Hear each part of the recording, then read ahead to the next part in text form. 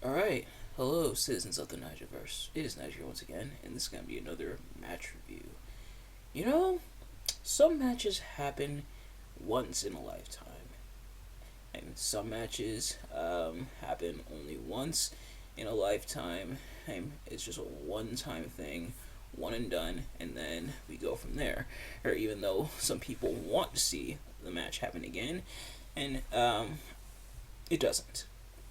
And then there's some matches that should have only been won in a lifetime and shouldn't have had a rematch, such as I don't know, Hollywood Hogan versus the Ultimate Warrior. So let's talk about this dumpster fire, which some pun intended, as we'll discuss, as Hollywood Hogan battles the Ultimate Warrior at WCW Halloween Havoc 1998. I am not a professional wrestling reviewer or analyst or anything like that. Just a man who enjoys a good time, which I did not have with this match. And honestly, I'm probably not going to have a good time with any of the things I'm going to be talking about for Awful Month, of course. But it's Awful Month for a reason, and this match um, definitely in that vein. As bad as Charmel versus General Roscoe, which I talked about last time. If you haven't already, go check that out. But is this match as bad as that one? Honestly, not really. I don't think I'd go that far, but it is a very bad match, and so let's talk about it. So starting with what I didn't like about the match, which was pretty much like everything. I think I might do that for the stuff I review for Awful Month for my reviews. Is talk about the bad stuff first, then get to the good stuff because the good stuff for this stuff is going to be very few and far between. But this match, the bad stuff was pretty much everything. Like the action wasn't that interesting. It was pretty dull all throughout. A lot of walking around and a lot of stalling. And when offense did happen, Hogan got too much offense. Sound familiar? But Hogan got too much offense, and the Warrior, or Ultimate Warrior, did get some. And the start of the match was fine. And that's one of the good things to talk about is the start of the match was fine with Ultimate Warrior punching Hogan, and then the referee ringing the bell to start off, lulling everybody into a false insecurity, and then it just went and down from there. Yeah, pretty dull match, and you can tell, oh, not really. He, uh, you could tell, oh, there was a tiny bit of investment in, but not enough to really save this match. Like this match just kind of like a slow motion train wreck, but it was so boring and dull and uninteresting. The stuff going on. They tried, and I think the thing is that makes it even worse is they try to go back to what worked the first time around, which was their match at WrestleMania 6, which is why this is technically a rematch. The match at WrestleMania 6, which I actually haven't seen yet, but I definitely want to check it out. I heard it's a really solid match. Of course, Hulk Hogan versus the Ultimate Warrior, the Ultimate Challenge, of course. But as for this match, yeah, they tried to replicate some of the stuff, like the test of strength, including that one infamous blowjob looking a spot, which if you're gonna try to recreate that spot, make sure the cameraman is in position to do so, because the cameraman, I guess, didn't pick up on what it was supposed to be, because or maybe he was in position, but they just didn't shift over to him because it was showing like the backside Hogan. No, the whole point of that at moment was that with Hogan doing the test of strength and Warrior down there and Warrior near Hogan's area, and then on the camera it looked like, oh, that was the whole point, and they couldn't even do that right, which, oh dear. But excuse me. But yeah, so stuff like that, and trying to have both Hulk up and Warrior up, more so Warrior up, but yeah, so trying to recreate some of that, but honestly, I think I just made it worse because then sometimes, and when different matches happen, sometimes callbacks are a thing, and like sometimes they'll call back to different stuff. And sometimes it works, sometimes it doesn't. In this case, it doesn't because the match itself here is very bad. It's very dull. It's very uninteresting. So that just makes it even worse. In like a better match, for example, like Cody Rhodes versus Seth Rollins when Cody returned at WrestleMania 38 with Cody doing like the cartwheel and everything. And in that match, that was fine, and it didn't go on too long, and it was just a quick little thing, and it could be seen as like Cody shedding skin and everything. And now that he's back in WWE, he just shedding some skin in that regard.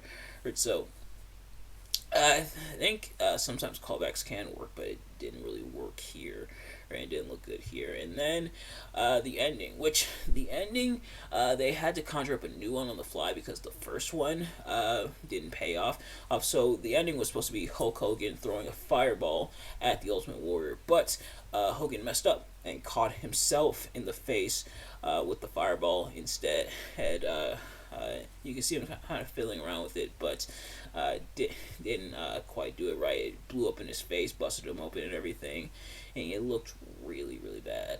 And hopefully Hogan wasn't too hurt by that, but yeah, so messed up. So they had to conjure up a new finish on the fly, which was Horace Hogan, who they said on commentary and from what I heard in storyline, who was attacked by Hulk Hogan, aiding Hulk Hogan and helping him win the match. Just and while Eric Bischoff like distracts the referee, in fact grabbing the referee by like the head. And meanwhile, Horace turns on Warrior and aligns himself with the NWO. Which, speaking of which, there was a couple run-ins as well from other NWO members, both Stevie Ray and Virgil. Well, I forgot what Virgil's name is in. It's Vincent. Yeah, his name was Vincent in WCW. Now, Vincent I knew about in the NWO, but I had no idea Stevie Ray was in the NWO. What was he doing in the NWO? For those of you wrestling historians out there, please educate me in the comment.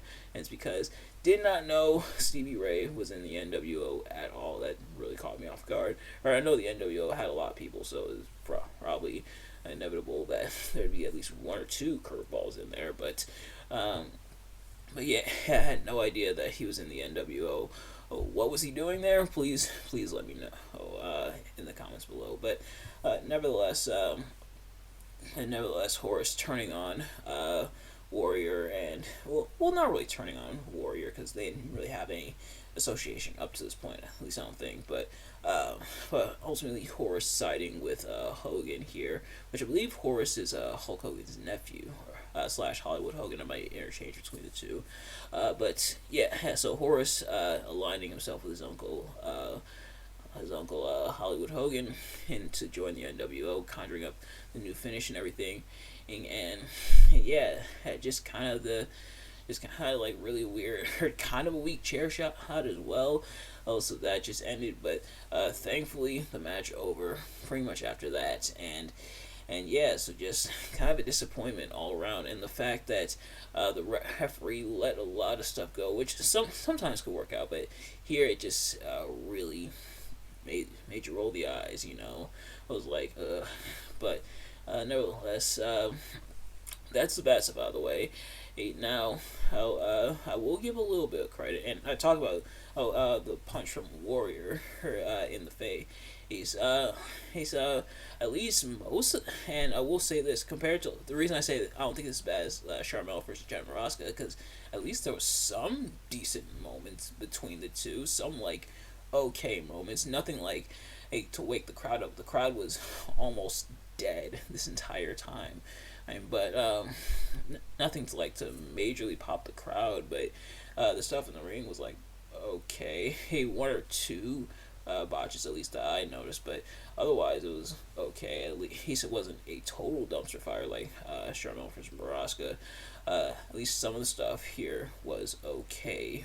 And yeah, and the other thing, and the big thing is, thank God this wasn't the main event. And thankfully, and kind of obviously, because because Goldberg was the world champion going into his match with Diamond Dallas Page, which I reviewed for this channel. So if you haven't already, go check out that review. But yeah, thankfully that was the main event, even if it did get cut off. But thankfully it ended on that note, as opposed to ending on this sour note, this downer match, which unfortunately WCW has ended on some sour notes involving Hollywood Hogan. But nevertheless, yeah. So thankfully this wasn't the main event. Thankfully it didn't end on a sour note and everything. But nevertheless, I think that's gonna do it for this review. Thank you all so much for watching. I hope you enjoyed. If you did, please do me a favor: like, comment, subscribe, share with your friends, turn on post notifications so you know every time I upload a video, so you can see as soon as it drops. Let me know in the comments below your thoughts on the match, your thoughts on my review of the match, and let me know. And also let me know. Besides Stevie Ray, also let me know how Stevie Ray came to be in the NWO, but also let me know some other people I might not know about who were in the NWO. I know there was definitely a lot of members of the NWO, which was one of the things that kind of killed the mystique of the NWO, but that's kind of a topic for another time. But thank you all so much for watching, and I will see you guys later. Peace.